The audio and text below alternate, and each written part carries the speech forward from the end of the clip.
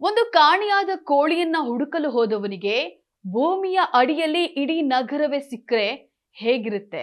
ಇದು ಸಿನಿಮಾ ಕಥೆಯಲ್ಲ. 1963ರಲ್ಲಿ ಟರ್ಕಿಯ ಡೆರಂಕ್ಯೂ ಎಂಬಲ್ಲಿ ನಡೆದಂತಹ ನೈಜ ಘಟನೆ. ಅವನ ಮನೆಯ ಹಿತ್ತಲಿನಲ್ಲಿ ಸಾಕಿದಂತಹ ಕೋಳಿಗಳು ಒಂದೊಂದಾಗಿ ಕಾಣೆಯಾಗ್ತಾ ಇದ್ವು. ಗೋಡೆಯಲ್ಲಿದ್ದಂತಹ ಒಂದು ಸಣ್ಣ ಕಿಡಿಯ ಒಳಗೆ ಕೋಳಿಗಳು ಹೋಗ್ತಿರೋದನ್ನ ಗಮನಿಸಿದಂತಹ ಆತ ಕುತೂಹಲದಿಂದ ಆ ಗೋಡೆಯನ್ನ ಕೆಡವಿದ. ಆದ್ರೆ ಅಲ್ಲಿ ಅವನಿಗೆ ಕಂಡಿದ್ದು ಕೇವಲ ಒಂದು ಸುರಂಗವಲ್ಲ, ಬದಲಾಗಿ ಇಡೀ ಜಗತ್ತನ್ನೇ ಬೆರಗುಗೊಳಿಸುವಂತಹ 18 ಅಂತಸ್ತಿನ ಬೃಹತ್ ಭೂಗತ ನಗರ. ಇದನ್ನ ಇಂದು ನಾವು ಡೆರೆಂಕ್ಯೂ ಅಂತ ಹೇಳಿ ಕರಿತೇವೆ.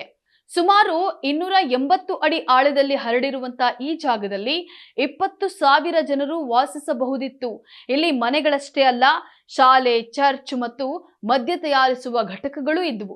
ಶತ್ರುಗಳಿಂದ ರಕ್ಷಿಸಿಕೊಳ್ಳಲು 500 ಕೆಜಿ ತೂಕದ ಕಲ್ಲಿನ ಬಾಗಿಲುಗಳನ್ನ ಒಳಗಿನಿಂದ ಮಾತ್ರ ತೆರೆಯುವಂತೆ ವಿನ್ಯಾಸಗೊಳಿಸಲಾಗಿತ್ತು. ಈ ಅದ್ಭುತದ ಉಲ್ಲೇಖ ಪುರಾತನ ಪರ್ಷಿಯನ್ ಗ್ರಂಥವಾದ ವೆಂಡಿಡಾಡ್ ನಲ್ಲಿದೆ ಅಂತ ಹೇಳಲಾಗ್ತದೆ.